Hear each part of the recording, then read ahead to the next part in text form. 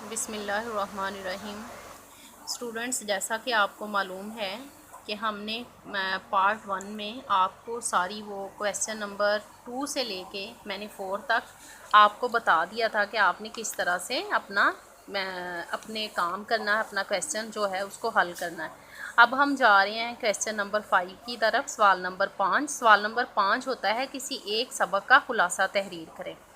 अब बेटा आप याद करते हो, खुलासा बहुत अच्छे से याद करते हैं, उसे लिखते हैं, लेकिन बच्चों को यही पता नहीं होता कि हमने खुलासे को किस तरह से लिखना है।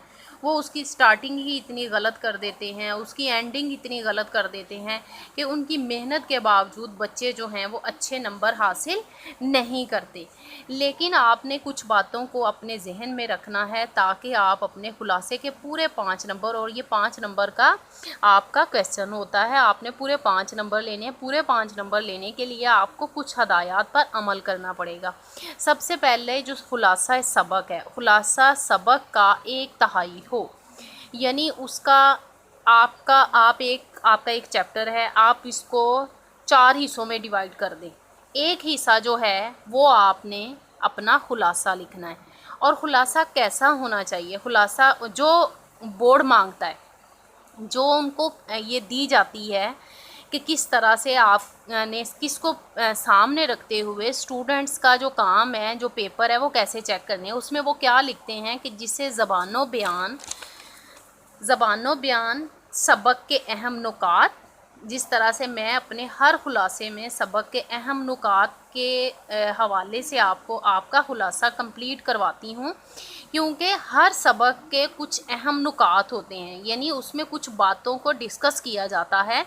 हमने पूरी डिटेल खुलासे की नहीं देनी होती, खुलासे में हमने पूरी कहानी नहीं लिखनी होती। ऐसे भी कुछ बच्चे होते हैं कि जो अपना खुलासा लेते हैं, खुलासे के शुरू में वो बच्चे क्या करते हैं कि पूरी कहानी शुरू से ही लिख दी और एंड से बिल्कुल ख़त्म कर दिया, दरमियान से नहीं लिया। तो बेटा ये तरीका गलत है। हमने क्या करना है, हमने ये देखना है कि हमारा एक सबक है, उसके जो अहम नुकात हैं, अहम पॉइंट्स हैं, वो कौन कौन से हैं। अहम नुकात जब हम अपने माइंड में रखते हैं, हम सबक को पढ़ लेते हैं, अहम नुकात अपने सामने रख लेते हैं, हम उन अहम नुकात को अपने खुलासा में बयान कर देते हैं, तो बेटा आपका खुलासा जो है वो बहुत अच्छा लिखा जाता है। ज़बानो बयान आपकी अच्छी होनी चाहिए, ठीक है। आप बहुत अच्छे अल्फाज, जैसे उर्दू अदब के लिहाज से अगर देखा जाए तो आप वो अल्फाज नहीं लिख सकते, तो कोई बात नहीं है। खुलासा जो होता है उसके ज़बानो बयान अगर सादा भी हों तो खुलासा आपका कंप्लीट हो जाता है। वाक़यात की तरतीब, हाँ, दूसरी अहम बात जो खुलासे के लिए होनी चाहिए वो वाक़यात की तरतीब है, यानी आपकी वाक़यात की तरतीब सही होनी चाहिए कि आपके सबक में किस तरह से उस सबक को बयान किया गया है। अगर आप एंड वाली बात जो बिल्कुल एंड पे जाके मुसन्निफ़ लिख रहा है, आप उसको पहले नंबर पे ले आते हैं नुक्ते के हिसाब से, अहम नुकात के हिसाब से, आखिर वाले नुक्ते को पहले ही आप एक्सप्लेन कर देते हैं, वजाहत से बयान कर देते हैं, तो बेटा ये बात बिल्कुल गलत है। आपने ऐसे नहीं करना, बल्कि वाक़यात की तरतीब का ख्याल रखना है। जिस तरह से वाक़या बयान हुआ है आप उसी तरह से खुलासा में बयान करेंगे, और सादा अंदाज़े बयान को पेश नज़र रखकर जांचा जाए। ये भी एक अहम नुक्ता है खुलासे का, सवाल नंबर 5 को चेक करने का, क्योंकि खुलासा होता है, खुलासे का मतलब ही आसान लफ्ज़ों में बयान करना होता है कि एक इंसान आपके सामने बैठा है, उसे नहीं पता कि आप क्या लिख रहे हो, लेकिन जब वो आपका खुलासा पढ़े तो उसको पता चल जाए कि ये बच्चा क्या लिखना चाह रहा है और इस सबक में क्या बताया गया है। आगे हम चलते हैं सवाल नंबर 6। सवाल नंबर 6 है हमारा मज़मून। कोई एक मज़मून लिखना होता है, वहाँ पे आपको 4 मज़मून दिए गए होते हैं। ये आपका 15 नंबर का आपका ये क्वेश्चन होता है। अगर आप इसको बहुत अच्छा लिख लेते हो तो आप बहुत अच्छे नंबर हासिल कर सकते हो। मज़मून की मजमूई तौर पर पड़ताल की जाए, मज़मून 3 सफ़हात से कम ना हो, मज़मून की ज़बान शस्ता, बामुहावरा और अंदाज़े बयान दिलचस्प और वाज़ेह होने की सूरत में उम्मीदवार की हौसला अफजाई की जाए। अब मज़मून के बारे में वो ये कह रहे हैं कि उसकी खसूसी तौर पर जांच पड़ताल होनी चाहिए कि मज़मून जो है वो किस तरह से लिखा गया है, उसकी ज़बान अच्छी होनी। आगे है, उम्दा मज़मून लिखने पर अच्छे नंबर दिए जाएं। अगर कोई बच्चा अच्छा मज़मून लिखता है तो उसको अच्छे नंबर दिए जाएं। और अमूमन जो बच्चे बहुत अच्छा मज़मून लिख लेते हैं वो 12-13 नंबर भी इसमें ले लेते हैं। उसके बाद हम चलते हैं सवाल नंबर 7 की तरफ। इबारत के आखिर में दिए गए सवालात के जवाबात। सवाल नंबर 7 हमारा तफ़हीम इबारत से होता है, पैराग्राफ दिया होता है, वहाँ से आपने अपने जो क्वेश्चन के आंसर हैं वो उसी पैराग्राफ से देने होते हैं। उसके ये ज़रूरी नहीं है कि आप उधर से ही दें, आप अपना पैराग्राफ बहुत अच्छे से पढ़ें, समझें और अपने से भी उसमें उसके मुतालिक आप लिख दें तो वो आपको अच्छे नंबर मिल जाते हैं। ये 10 नंबर का होता है, 5 क्वेश्चन होते हैं और हर क्वेश्चन जो है वो 2 नंबर का होता है। अब इसके लिए क्या कहा गया है, पैराग्राफ के मवाद को मद्देनज़र रखते हुए हर सवाल के मुख्तसर और जामे जवाब को 2 नंबर दिए जाएं।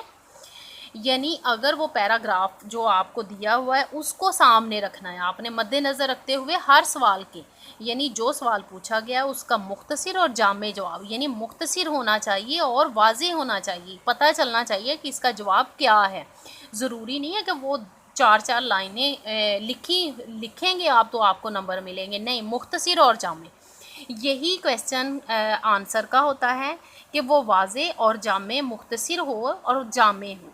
क्वेश्चन आंसर में भी यही सवालात के बारे में लिखा जाता है।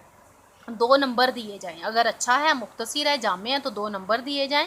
उन्वान, अगर उन्वान कहीं पे पूछा गया है कि इसका उन्वान क्या है तो उसको भी मुख्तसर और दुरुस्त होना चाहिए। ये नहीं है कि अगर उन्वान पूछा गया है तो आप उसकी बहुत ज़्यादा डिटेल बयान कर दो और उसको 2-2 लाइन्स में लिख दो, नहीं, बल्कि एक उन्वान जो होता है वो उन्वान ही होता है, चाहे वो 2 लफ्ज़ का हो, 3 का हो, लेकिन वो मुख्तसर और दुरुस्त होने पर भी आपको 2 नंबर ही बोर्ड से मिलेंगे। उसके बाद ये बताया गया है कि ये एक सहूलत और रहनुमाई के लिए खाका है, लिहाजा बच्चे की जहानत और काबिलियत के अलावा नसाब को मद्देनज़र रखा जाए। अगर बच्चा कोई बहुत अच्छा काम कर लेता है, जिस तरह से हम पैराग्राफ की तशरीह करवाते हैं, बहुत सारे टीचर्स उसमें सिनफ़े अदब माख़ज़ करवा देते हैं, हालांकि बोर्ड पूछता है सबक का उन्वान और मुसन्निफ़ का नाम, ये 2 चीज़ें पूछता है और जिसके हाफ आधा नंबर भी हमें दिया जाता है। इसके अलावा सिनफ़े अदब और माख़िज़ का कोई नंबर नहीं होता। लेकिन अगर कोई बच्चा लिख देता है तो चेकर की नज़र में ये होता है कि हाँ, इस बच्चे के पास इतना टैलेंट है कि इसको पता है कि ये कहाँ से लिया गया है और ये सिनफ़े अदब के लिहाज से क्या है।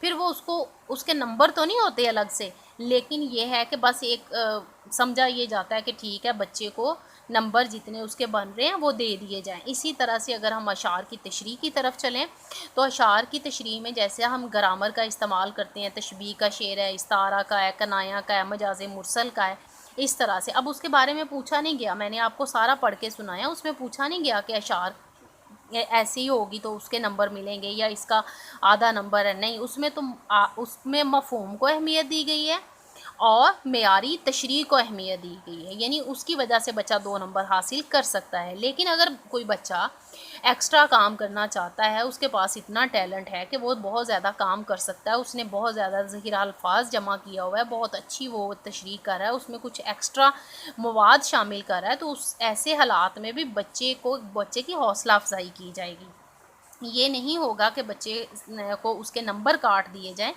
नंबर बोर्ड में काटे नहीं जाते इनकी वजह से, बल्कि काबिलियत देखी जाती है। उसके अलावा ख़ुलासे के स्टार्ट में भी कुछ बच्चे बहुत ज़्यादा जो है वो मुसन्निफ़ का तारुफ़ लिख देते हैं। बेटा, आपको मैंने पढ़ के सुनाया कि मुसन्निफ़ का तारुफ़ कहीं पे भी नहीं पूछा गया कि मुसन्निफ़ का तारुफ़ कैसा होना चाहिए स्टार्ट में, क्योंकि ख़ुलासा तो पहले ही आपका 5 नंबर का होता है और वो काफ़ी लंबा बन जाता है। हम कोशिश भी करें तो फिर भी हमारा ख़ुलासा लंबा हो जाता है, लेकिन कोशिश किया करें कि बहुत ज़्यादा लंबा ख़ुलासा ना लिखें, क्योंकि 5 नंबर का ही होता है, इसलिए उसी के हिसाब से उसको किया जाए। उर्दू के पेपर में मोस्टली बच्चों का यही प्रॉब्लम होता है कि हमारा टाइम कम था और हमने लिखना ज़्यादा था। ऐसा नहीं होता, टाइम को मैनेज करने के लिए आपको पहले टाइम को मैनेज करना आना चाहिए कि हमने किस तरह से अपने टाइम को मैनेज करते हुए अपने काम को कंप्लीट करना है। अगर आप बहुत ज़्यादा एक ही सवाल पे बहुत ज़्यादा टाइम लगा देंगे تو ڈیفینیٹلی دوسرے کویسچن کو لکھنے کے لیے آپ کے پاس ٹائم نہیں ہوگا. آپ نے یہ نہیں کرنا بلکہ جس طرح سے بورڈ مانگتا آپ نے اسی طرح سے کرنا ہے. امید ہے کہ آپ کو سمجھ آ گیا ہوگا اور آپ